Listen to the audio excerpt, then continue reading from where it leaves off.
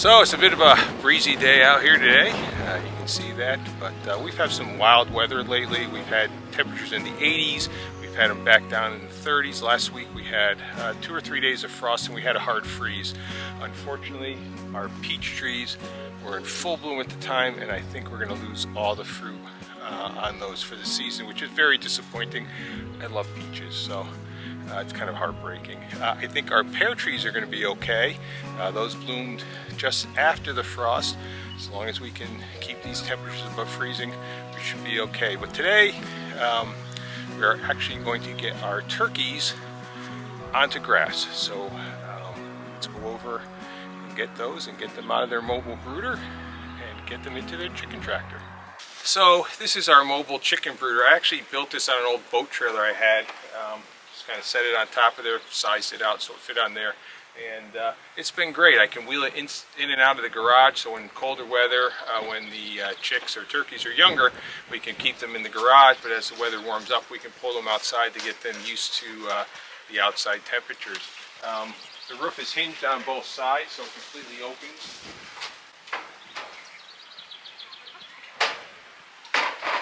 I have a temperature sensor inside, so I can monitor the temperature inside here. So if the weather is changing and they're outside, I can look on an app on my phone and I can bring them inside. But it's been a great addition. But we're going to get the turkeys out of this and get them into the chicken tractor on the grass, and then we're going to clean this out, and we're going to get our White Ranger chicks that are about 2 weeks old now into here to give them some more room.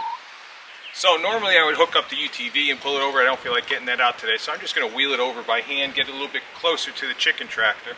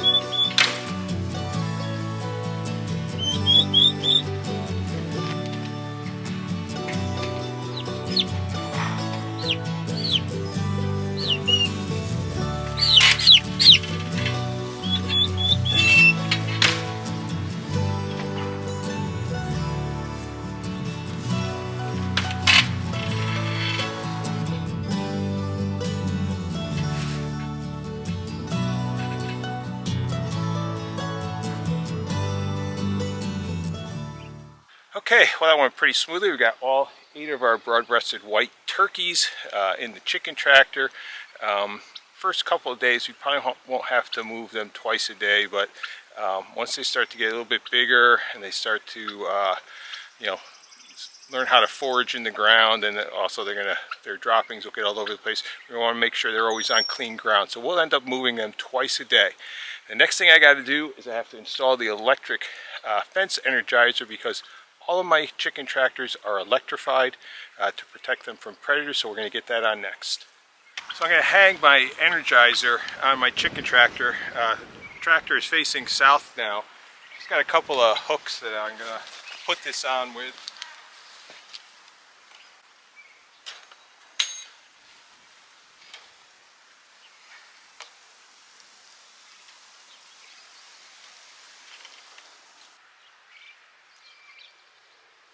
That'll just sit there like that. I'm going to get my ground rod in now, and we'll hook it up. We'll take a voltage measurement, see what we have. This Energizer hasn't been charged. I charged it before we put it away in the winter, so we'll see what it's got. But normally we're somewhere around 5,500 to 6,000 volts.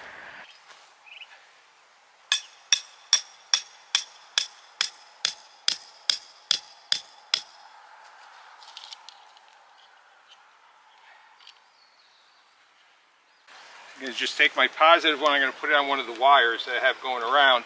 I have a single strand of wire going completely around. On the outside I've used just regular electric fence wire. On the front and the rear, because I want to be able to disconnect those when I store the tractor, I have a piece of poly wire with a spring on it to keep the tension, but it's worked very well, so let's see what we got.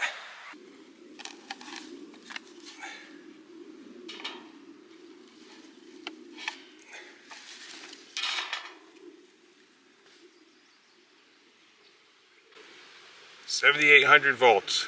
That's without charging the Energizer all winter.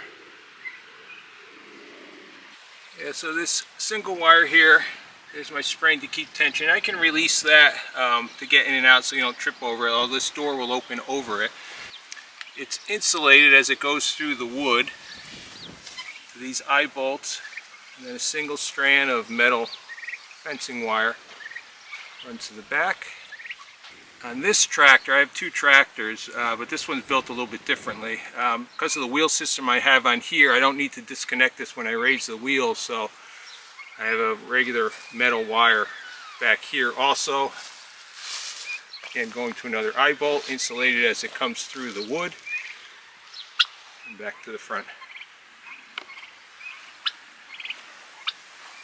I think that'll keep them nice and secure. I've never had a problem since I've put the electric wire on my chicken tractors. We did have problems before that with raccoons trying to reach underneath, and actually they did kill a lot of our chickens one year. But since we put this system on, we have had 0 losses. So we're going to get this all cleaned out and ready for our White Rangers. I'm going to scoop all the shavings out that are inside here. We'll get those in the compost, and we'll clean this up a bit, and we'll get our White Ranger chicks in here. So I got the new shavings in here. I didn't have quite enough. I'd like a little bit more in here, but I'll go out and get some more and add that at a later time. I'm going to get this in the garage. It's a little bit warmer in the garage, a little bit cold out here for those 2-week-old White Rangers, but they'll spend the next couple weeks in here, and then we'll get them out into fresh grass in their chicken tractor. I wanted to show you the high tunnel. We planted this back in March. It's been a little slow going because it's been so cold early on, but stuff is starting to perk up in here. We've got potatoes, we've got lettuce, we've got peas, we've got broccoli, and we've got a couple different types of onions in here. We've had to cover the broccoli during the cold, real cold freezes with some pots and everything at night, and we did cover the potatoes with some ground cover when we got that really hard freeze. But potatoes have been a little bit slow going this year, but these were just old potatoes that we had over winter that started to sprout, so we just stuck those in there for a free crop. But I think we'll turn the sprinklers on and give it a quick water.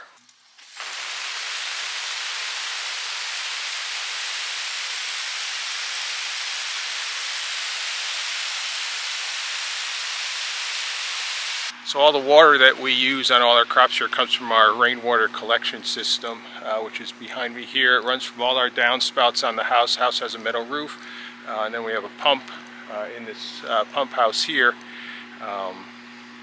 Yeah, that waters everything we have. We have more rainwater collection on our barn, and we use that on a separate pump for the far side of the property. But got 3,000 gallons here, and these tanks are pretty much full right now.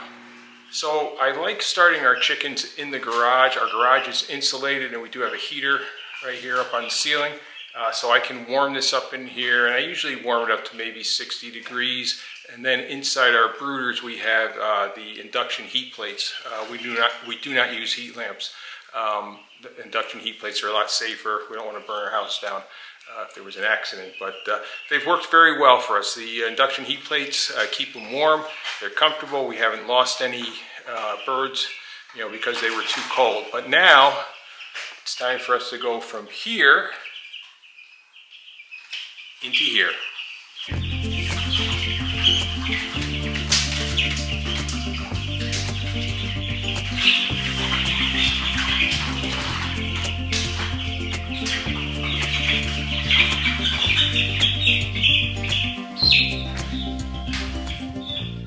We're gonna count them this time. We didn't get a good accurate count when we got them. We had ordered 30. I think we have 31, but let's see.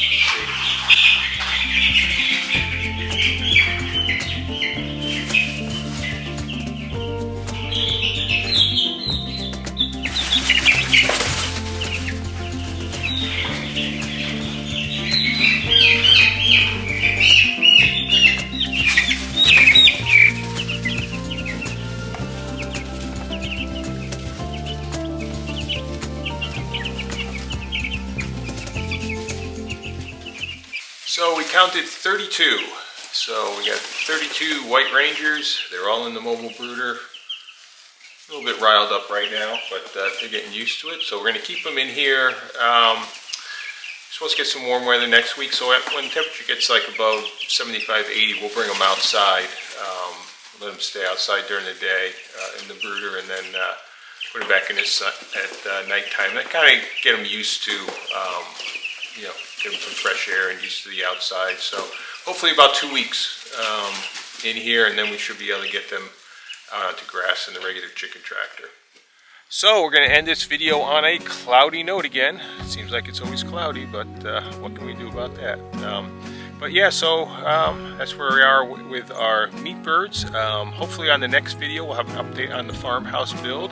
We're getting pretty close to getting those straw wall panels here, so that should be happening over the next couple weeks. So thank you once again for joining us here on Sunnyside Farm. If you have any questions or comments, please put them in the comments below. If you haven't subscribed to our channel, we certainly would appreciate you subscribing. And as always here on Sunnyside Farm, until next time, hope all your days are sunny side up.